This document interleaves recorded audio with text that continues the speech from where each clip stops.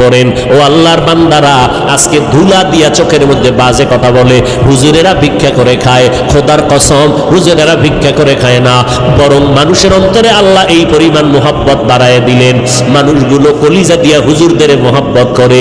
একটা গাছে ভালো ফল হয়, কয় বড় ফলটা হুজুরের দিয়া দিব, ইমাম সাহেবের দিয়া দিব।